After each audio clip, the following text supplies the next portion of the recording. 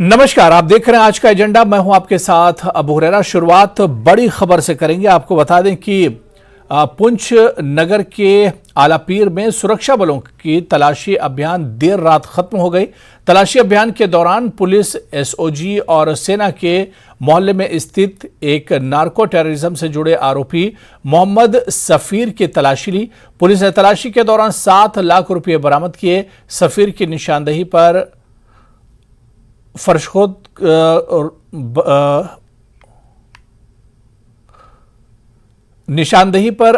खोदकर रुपये बरामद किए गए हैं। गौरतलब है कि राजौरी जिले के सुंदरबनी में 1 जून को पुलिस द्वारा अंतर्राज्यीय नार्को टेररिज्म से जुड़े 2 लोगों को पकड़ लिया था और पंजाब के रहने वाले थे।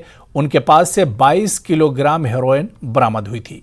इनसे पूछताछ के दौरान इन्होंने हेरोइन को 35 लाख रुपए में पुंछ से खरीद कर लाने की बात कबूली थी। इसके बाद सुरक्षा बलों ने नियंत्रण रेखा पर स्थित बाग्याल दारा क्षेत्र से 5 लोगों को दबोचा था, जिसमें सफीर भी शामिल था।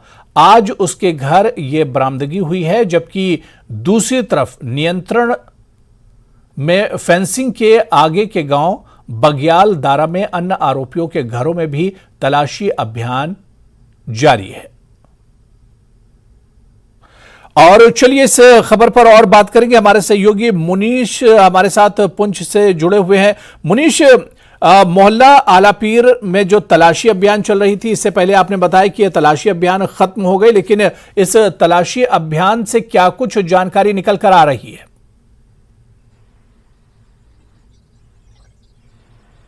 जी आपको बता दें कि कल जो है करीब 15 घंटे तक पुंछ के वार्ड नंबर 12 मोहल्ला आलापीर में जो है तलाशी अभियान चलाया गया था। ये नार्को टेररिज्म से जुड़ा मामला था और देर रात को जो ये खत्म हुआ है वो भी तब खत्म हुआ जब पुलिस ने अपने साथ जो मोहम्मद सफीर है, जो कि नार्को टेररिज्म के उसमें बंद है, तो उसको साथ लाया और उसकी निशानदेही पे उसके घर में जो सीढ़ियां हैं, सीढ़ियों के नीचे जो है फर्श खोद कर उसमें जो दबा के रखा हुआ 7 लाख रुपए बरामद किया है और उसके साथ ही जो है ये अभियान खत्म हुआ है। आपको बता दें दूसरी तरफ जो है बग्याल दरा गांव है, जो फेंसिंग के आगे है, वहां पर भी 3 लोगों के घरों में छापेमारी की गई थी और वहां पर भी देर रात को जो है तलाशी अभियान समाप्त हुआ था और वहां से करीब जो है 6,20,000 रुपए मिला था। कुल मिलाकर 13,20,400 रुपए जो है इन लोगों से बरामद हुए हैं। और ये जो नार्को टेररिज्म का मामला है, जो पाकिस्तान के उस तरफ से जो ड्रग्स आती हैं, उन ड्रग्स को जो है यहाँ से बाहर भेजा गया था और जो पंजाब के जो तस्कर सुंदरबनी में पकड़े गए थे, उन्होंने बताया था कि उन्होंने ये जो ड्रग्स है वो पुंछ से खरीद कर लाई है और उसी के बाद लगातार इस तरह की कार्रवाई हो रही है। करीब 5 लोगों को पुलिस ने दबोचा था और उन्हीं के निशानदेही पर यह बरामदगी हो रही है। बिल्कुल मुनीश, इस पूरे मामले को देखा जाए तो बॉर्डर के उस पार यानी पाकिस्तान और उसके बाद पंजाब और उसके बाद पुंछ, मतलब इसके तार काफी दूर तक एक तरह से फैले हुए और जैसे जैसे इसकी अभी जांच पड़ताल होगी तो आगे और भी चौंकाने वाले खुलासे इस पूरे मामले में हो सकते हैं। बिल्कुल, अभी जो है अधिकारियों का खुलकर कुछ सामने तो कुछ नहीं कह रहे, लेकिन जहां पर सूत्रों की बात है, सूत्रों का कहना है कि इसमें अभी काफी लोग जो और पकड़े जा सकते हैं, क्योंकि काफी बड़ा मामला है। अगर बात करेंगे पिछले 1-1.5 साल की, तो पुंछ के दिगवार हो, नूरकोट हो या बालाकोट हो या बग्यालदरा हो, तो यहाँ से काफी तस्कर जो है इस तरह के पकड़े गए हैं और बड़ी मात्रा में जो ड्रग्स भी उनसे बरामद हुई है। और कहीं ना कहीं ये जो अंतर्राज्यीय गिरोह है, जो इस तरह की जो नार्को टेररिज्म से जुड़े हैं और उस तरह से ड्रग्स मंगाते हैं और ड्रग्स के बदले जो पैसा आता है, कहीं ना कहीं वो पैसा जो है आतंकवाद के लिए इस्तेमाल किया जाता है। क्योंकि अभी जो पाकिस्तान की जो नई साजिश शुरू हुई है, वो उस तरफ से आतंकियों को खाली हाथ भेजते हैं और उनके हथियारों का बंदोबस्त चाहिए जो उनके यहाँ पर स्लीपर सेल हैं या OGW करते हैं। बिल्कुल मुनीश, और इनके पास से ड्रग्स की अगर बात करें तो 22 किलोग्राम हेरोइन बरामद हुई थी। मतलब ये एक बहुत बड़ी खेप कही जा सकती है और स्मगलिंग का एक मंशियात का एक बहुत बड़ा मामला एक तरह से है।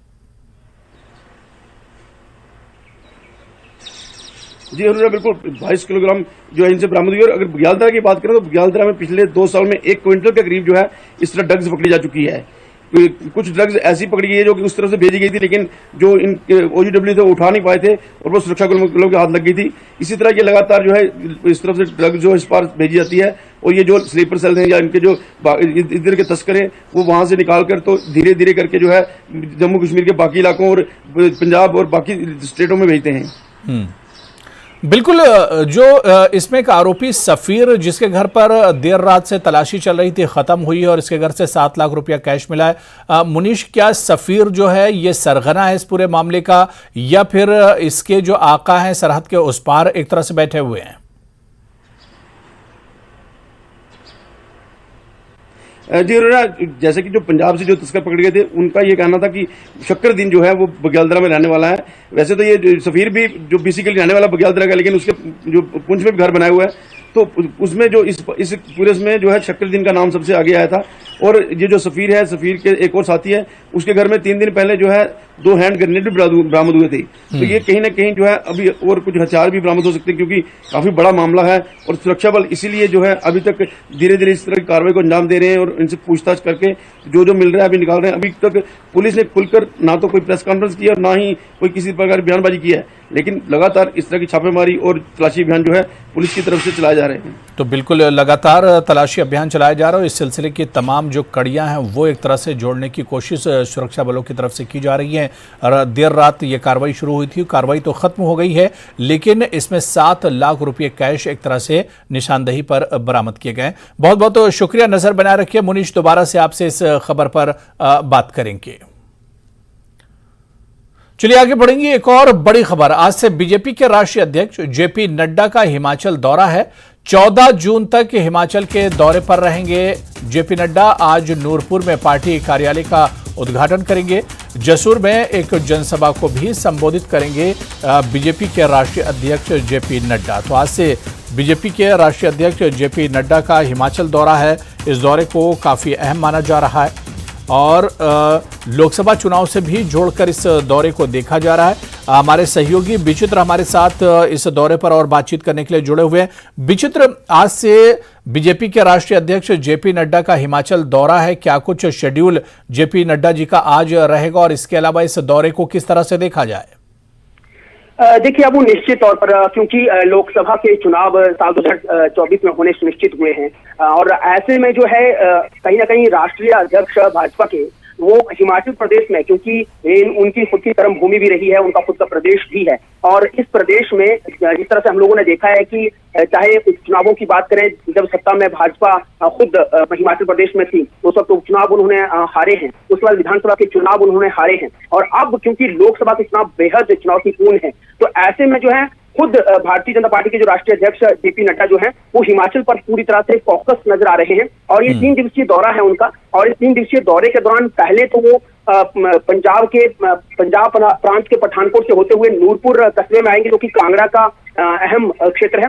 यहाँ पर भारतीय जनता पार्टी का जो कार्यालय बनाया गया है उसका उद्घाटन करेंगे। उसके बाद जो है जसूर में जो है एक बड़ी जनसभा रखी गई है, उसमें न केवल कांगड़ा के यानी नूरपुर के ही लोग आएंगे, बल्कि जो संगठनात्मक जिले हैं भारतीय जनता पार्टी के 5 संगठनात्मक जिले, जिसमें कि खुद चंबा भी शामिल होता है। चंबा के चुराह, भटियात और कांगड़ा के जो है कांगड़ा, नूरपुर, धर्मशाला और पालमपुर और देहरा, ये 3 तमाम क्षेत्रों के जो लोग होंगे वो भी इस जनसभा में जो है वो शामिल होंगे। बड़े बड़े पदाधिकारी यहाँ पर शामिल होंगे और विशाल जनसभा यहाँ पर होने जा रही है। 11 बजे जो है ये विशाल जनसभा यहाँ पर होगी और उसके बाद जो है फिर कांगड़ा के मां बटेश्वरी मंदिर में और ज्वालाजी मंदिर में जो है जेपी नड्डा जाएंगे और उसके ठीक बाद जो उनका प्रस्थान फिर हमीरपुर हुआ और हमीरपुर में आज कोर ग्रुप की बैठक भी होने जा रही है आपको, जहां पर जो है भारतीय जनता पार्टी के प्रदेश प्रभारी अविनाश राय खन्ना होंगे और जो नए संगठन मंत्री बने हैं हिमाचल प्रदेश के सिद्धार्थन, वो भी वहां पर मौजूद होंगे।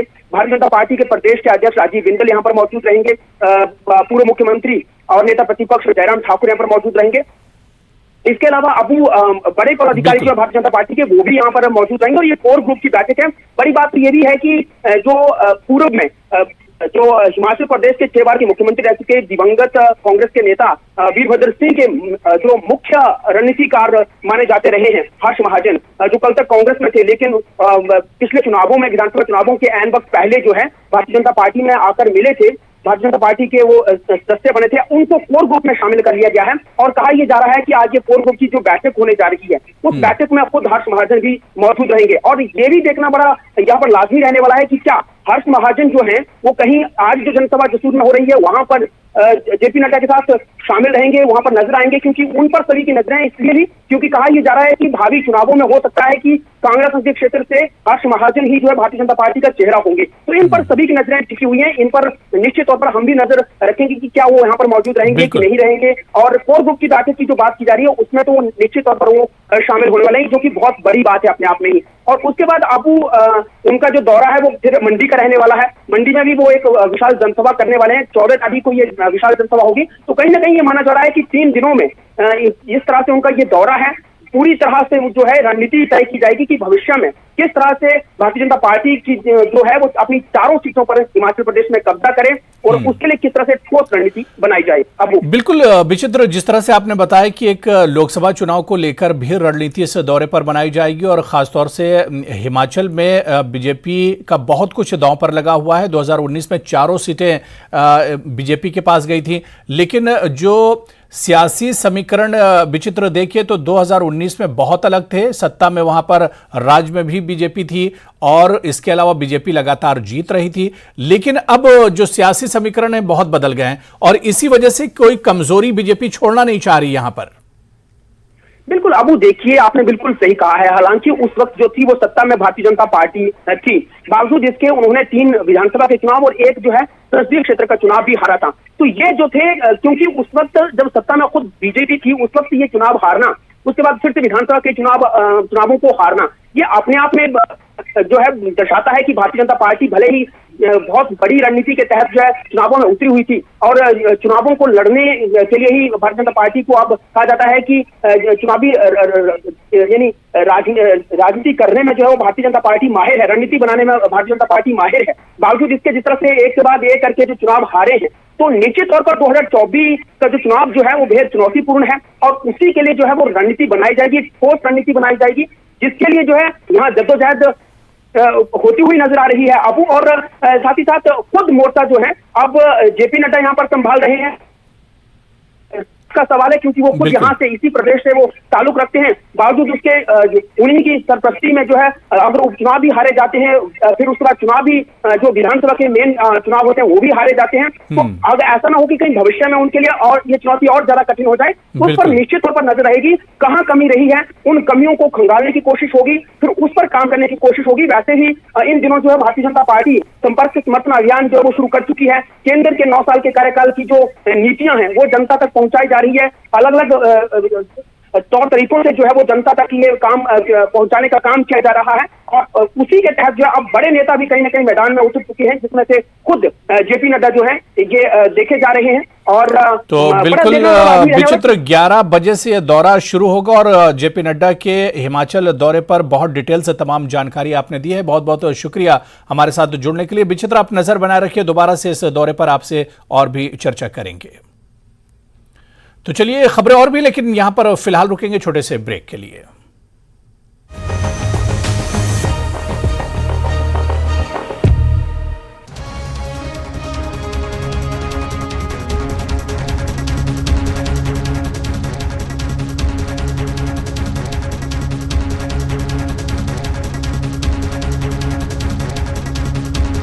बैद्यनाथ कब्ज हर, पुरानी कब्ज, एसिडिटी व अन्य पेट की परेशानी में उपयोगी।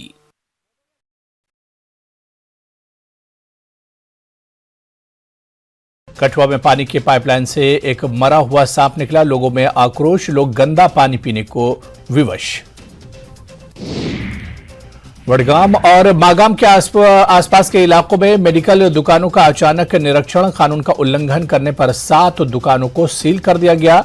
मागाम के drug control officer Peerzada Tasaduq Hussain के नेतृत्व में जांच की गई। टनमर्ग में हाईटेक पॉली ग्रीन हाउस में तरह तरह की सब्जियों के पौधे उगाए जा रहे हैं। किसानों और काश्तकारों के लिए फायदेमंद, विभाग की ओर से पेट सफा आयुर्वेदिक चूर्ण, पेट सफा तो हर रोग दफा।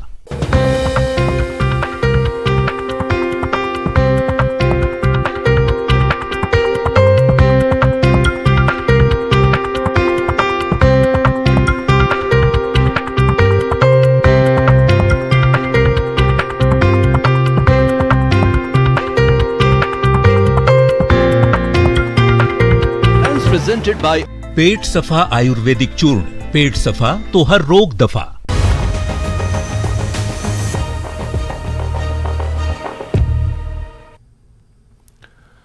चलिए ब्रेक के बाद आगे बढ़ेंगे। शेरी नरवा बारामुल्ला की शाहिदा बानो शासकीय उच्चतर माध्यमिक विद्यालय फतेहगढ़ की 11वीं की छात्रा हैं। विज्ञान में सकुरा एक्सचेंज प्रोग्राम के तहत विज्ञान में प्रतिष्ठित Japan Asia youth exchange programme के लिए चुने गए 3 कश्मीरी छात्रों में से एक हैं। आप देखिए यह खास रिपोर्ट।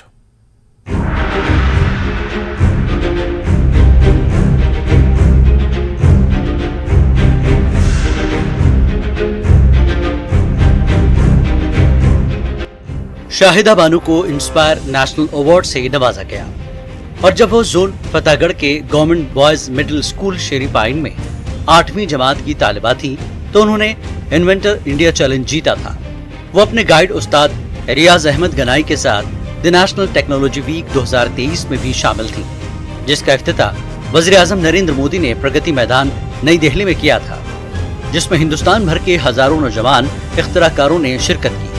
इंस्पायर मानिक अवार्ड से लेकर नेशनल टेक्नोलॉजी वीक में शिरकत और अब साइंस के बावकार Japan Asia youth exchange program में इंतखाब तक के सफर में इन तमाम लोगों का शुक्रिया अदा करते हुए शाहिदा ने कहा कि वो अल्लाह ताला और अपने उस्ताद की बेहद शुक्रगुजार है।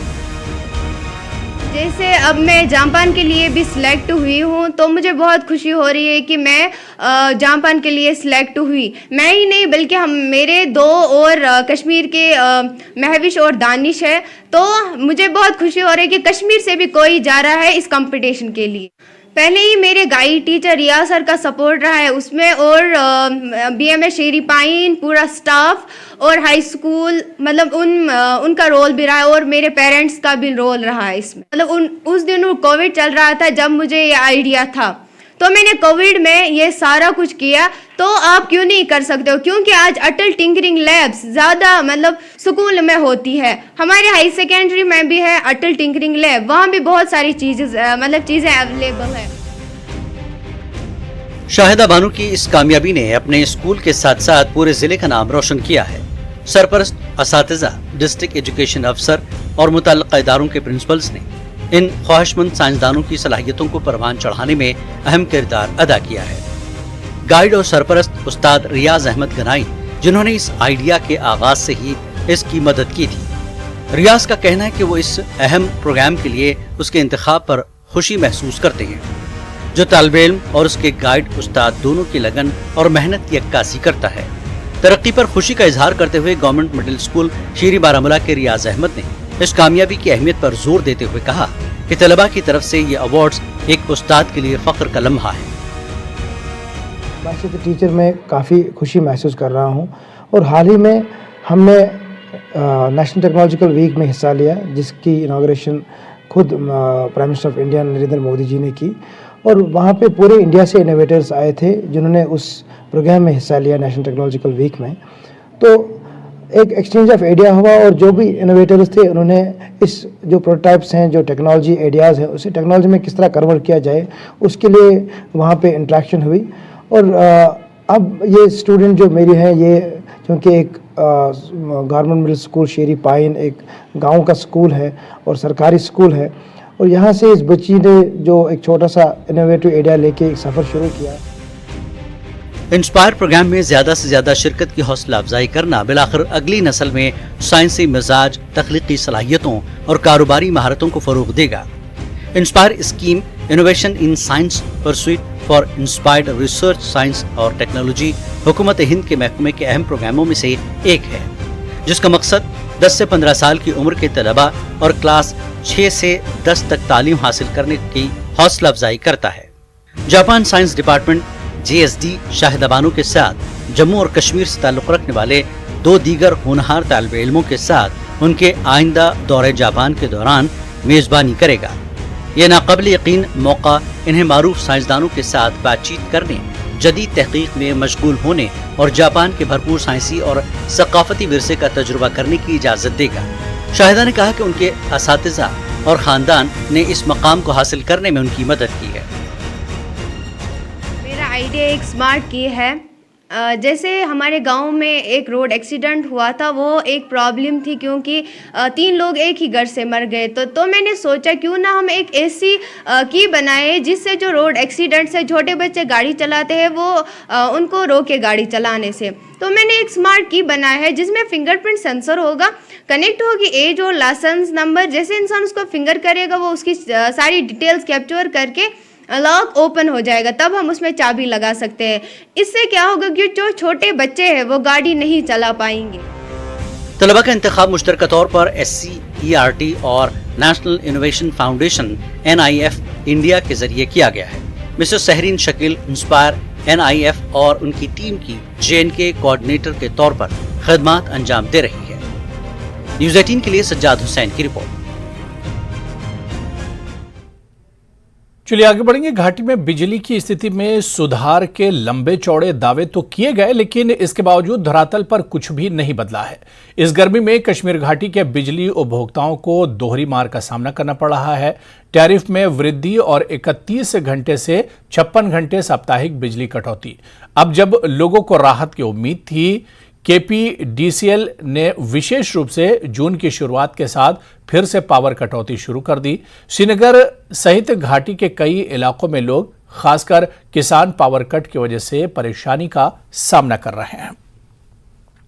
और चलिए इस मसले पर और बातचीत करेंगे। हमारे सहयोगी रईस मागरे हमारे साथ जुड़े हुए। रईस, जब गर्मी आती है, पहली बार ऐसा नहीं है, गर्मी समर का जब मौसम आता है तब हमने देखा है कि वैली में बिजली को लेकर काफी परेशानियों का सामना करना पड़ता है और एक बार फिर हालात उसी तरह के हैं। जी हाँ, बिल्कुल। जिस तरह से हम लगातार फ्रीक्वेंट जो पावर कट्स है, अनशेड्यूल्ड पावर कट्स जो है वो यहाँ पे देखने को मिल रहे हैं। जो अपर टाउन और डाउन टाउन एरिया है श्रीनगर का, वहाँ पे ये अनशेड्यूल्ड पावर कट्स जो है वो ज़्यादा देखने को मिल रहे हैं। और यही वजह है कि लगातार हम देख रहे हैं कि जो यहाँ के लोग हैं, जो रेजिडेंट्स है, वो लगातार प्रोटेस्ट कर रहे हैं और मांग कर रहे हैं कि एक जिस तरह से अनशेड्यूल्ड पावर कट्स होते हैं, इसमें जो है एक टाइम फिक्स होना चाहिए, उसके बाद ही जो है इस तरह के कट्स होने चाहिए। लेकिन हम यहाँ पे देख रहे हैं कि अनशेड्यूल्ड जो पावर कट्स है वो लोगों को काफ़ी परेशान कर रहे हैं, जिससे जो लोग इंडस्ट्रीज़ के साथ वाबस्ता है उनको परेशानी हो रही है, किसानों को परेशानी हो रही है। और साथ ही साथ यहाँ पे हम लगातार देख रहे हैं कि शाम के टाइम जो है वो ज़्यादा दिक्कतें होती हैं। और ये लोग यहाँ पे लगातार ये मांग कर रहे हैं कि यहाँ पे जो है वो बिजली को बहाल किया जा सके। और ज़्यादा जिस तरह से ये पावर कट्स रहते हैं, जिस तरह से लंबे समय के लिए बिजली जाती है, उसको भी देखा जाए ताकि सही से यहाँ पे जो है वो इलेक्ट्रिसिटी जो है वो फराहम की जाए। और वहीं यहाँ पे